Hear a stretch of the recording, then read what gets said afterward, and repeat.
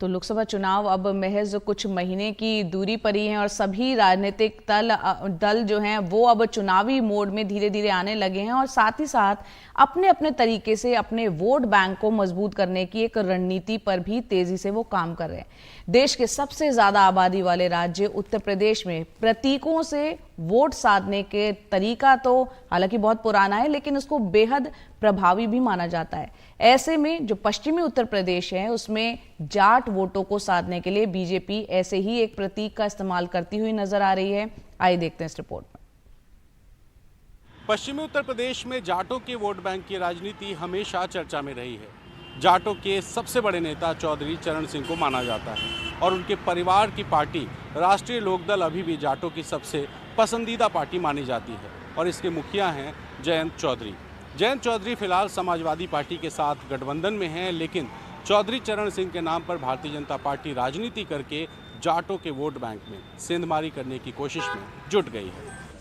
23 दिसंबर को किसान दिवस के मौके पर पूर्व प्रधानमंत्री चौधरी चरण सिंह की 51 फुट ऊंची मूर्ति का अनावरण करने मुख्यमंत्री योगी आदित्यनाथ मुरादाबाद पहुंच रहे हैं। साथ ही वो एक जनसभा को भी संबोधित करेंगे। समाजवादी पार्टी के गढ़ में पहुंचे मुख्यमंत्री योगी आदित्यनाथ बीजेपी की राजनीतिक चौधराहट को मजबूत करने की कोशिश करेंगे। यहाँ पे एक जाट शैक्षणिक संस्थान भी बनाया जा रहा है, जिसका उद्देश्य जाटों के इतिहास के विषय में एक ऑथेंटिक जानकारी देना है। जैसे कि आजकल आप देखते होंगे कि फेसबुक पर कुछ भी जानकारी अपलोड कर दी जाती है, उससे इतर जो जाटों का वास्तविक इतिहास है उसके विषय में एक ऑथेंटिक जानकारी दी जाएगी, ताकि जाट इतिहास के विषय में और साथ में किसान इतिहास के विषय में भी आने वाली भावी पीढ़ी को पता चल सके।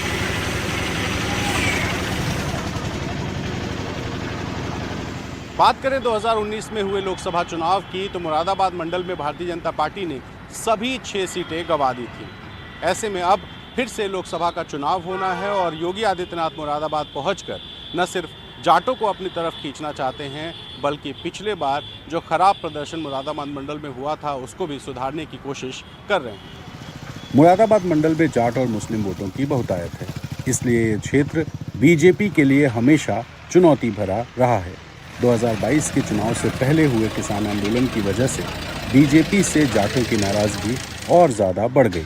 किसान बिल तो केंद्र सरकार ने वापस ले लिया, लेकिन जाटों का दिल नहीं जीत पाई।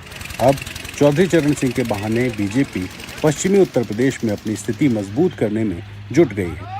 भारतीय जनता पार्टी कभी जाति आधारित राजनीति नहीं करती है, लेकिन सभी समाज के लोगों को साथ जोड़ करके चलती है। हम सभी महापुरुषों को, जो महापुरुष हैं जिन्होंने समाज जीवन के लिए अपना योगदान दिया है, उनको सम्मान देने का काम करते हैं। और मुख्यमंत्री जी, प्रधानमंत्री जी, सभी महत्वपूर्ण नेता ऐसे महत्वपूर्ण मूर्तियों के उद्घाटन में, अनावरण के कार्यक्रमों में रहते हैं। हमने कभी जाति के आधार पर विचार नहीं किया। बीजेपी की ये कोशिश लोक दल को रास नहीं आ रही है। उसका आरोप है कि बीजेपी को अगर चौधरी चरण सिंह का सम्मान करना है तो उन्हें भारत रत्न देना चाहिए। साथ ही 12 तुगलक मार्ग के आवास को स्मारक बनाने की भी घोषणा करनी चाहिए। उसके हिसाब से ये सब बीजेपी के चुनावी पैंतरे हैं। किसानों में जाटों की बात आप कर रहे हैं कि भारतीय जनता पार्टी जाटों के लिए बहुत चिंतित है। जाटों को आरक्षण देने की बात करें, उनको आरक्षण क्यों नहीं दे रहे हैं? किसानों को मूल्य नहीं दे रहे हैं। तो ये सारे मुद्दे हैं। जब पहलवानों पर का धरना चल रहा था, उस समय इनको जाटों की याद नहीं आई थी। अब इनको जाट याद आ रही है जब चुनाव आ रहे हैं, 2024 के चुनाव आ रहे हैं।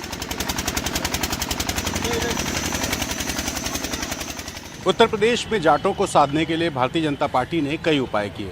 वर्तमान में प्रदेश अध्यक्ष भूपेंद्र चौधरी भी जाट समाज से आते हैं।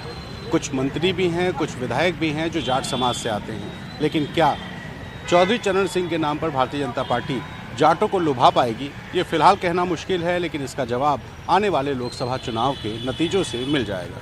अपने सहयोगी तनिष्क और विनीत के साथ रणवीर, NDTV, लखनऊ।